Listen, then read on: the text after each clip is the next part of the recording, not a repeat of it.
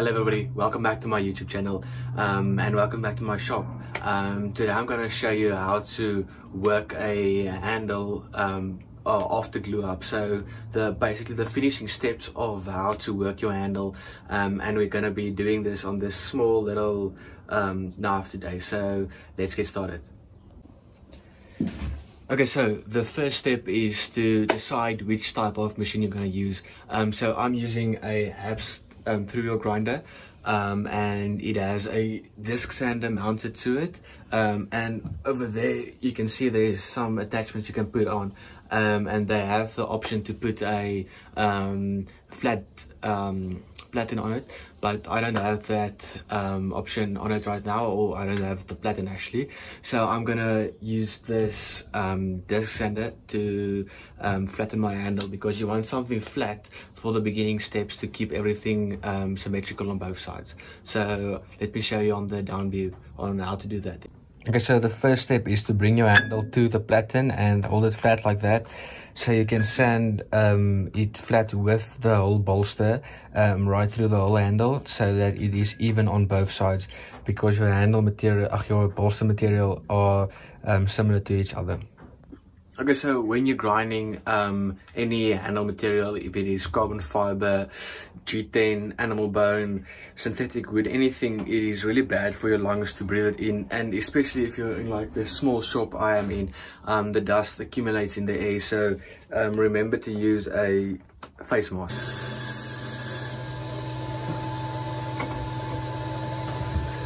Always remember to cool down your knives before you go on.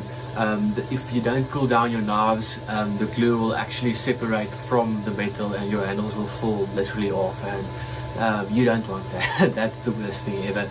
If you have put in hours and hours of work on the handle and it suddenly just falls off.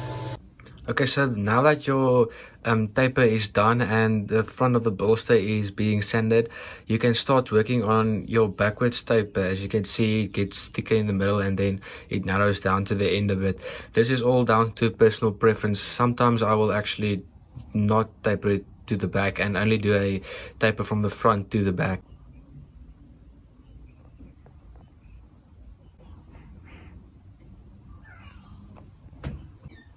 Okay, so now that the tapering of your knife is done, well, your handle is actually done, you can start by, if you can see this black, the middle of the handle, it goes through the whole knife. That is actually the metal sticking out, while the metal of the handle is sticked on too.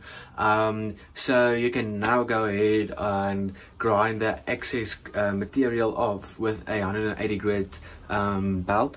I don't do this with a 60 grit belt. You can do it, but I usually go to almost to the metal with a 60 grit, and then I leave the rest to a 180 grit, because that 60 grit marks is really difficult to sand out. Well, my belts are on the ground now and the rest of the mess is still hanging on the wall, but I have to sort out this pile of belts out, but I still need to make time for it. But that is the belt I want, so I have to detangle all that stuff.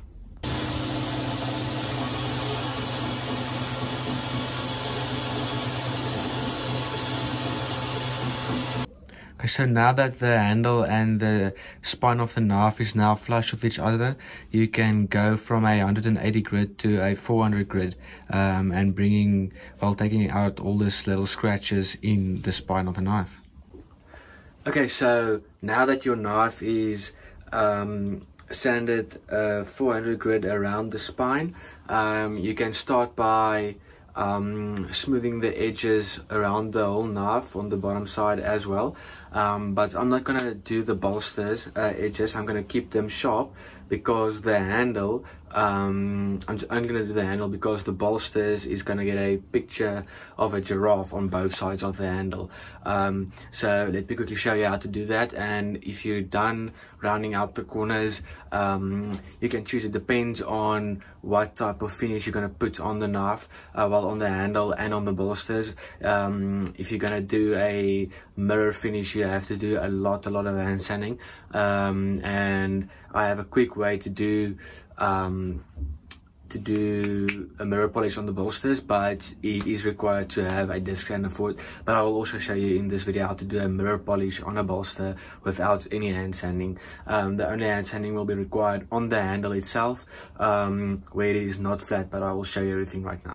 Okay, so first of all, I'm going to use a 400 grit belt while rounding out the corners, because I don't want a really big radius on the corners. I want it a little bit sharp. So to prevent it from overdoing it, I'm going to use a 400 grit belt.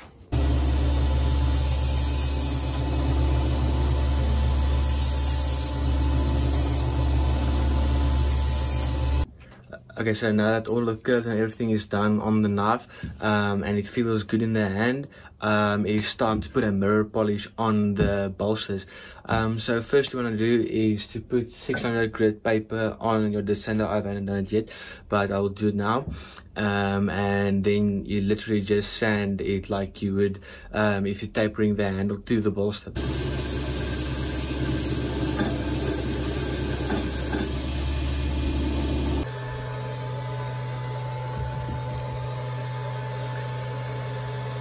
Okay, so now that your bolster is sanded up to a 600 grit, it depends on what buff soap you have, but if you have a rough buff soap, you can go ahead and buff the bolster right now, and most of the scratches will buff out.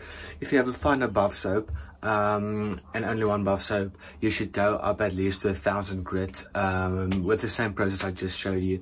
But it's really quick. It took me like 5 minutes.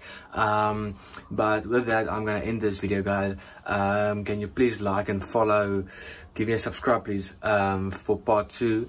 In part 2 I will show you how to do the hand sanding exactly, and how to buff the handle and the bolster. So with that, I hope you have a great day, and please give me a subscribe and a like, that would be much appreciated.